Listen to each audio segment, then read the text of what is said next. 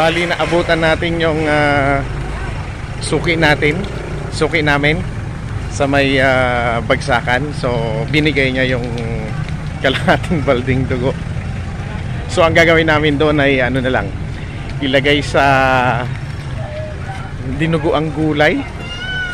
Upo yung ilagay. So doon tayo pupunta sa may gulayan, doon sa vegetable section.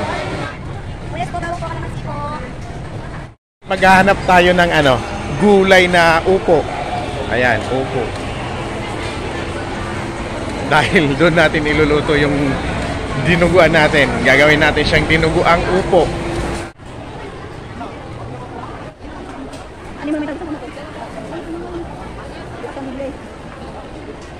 Ayan guys, at uuwi na tayo dahil magluluto tayo ng tanghalian natin. So ang iluluto nating tanghalian natin ay ang dinuguang gulay. Yun yung upo.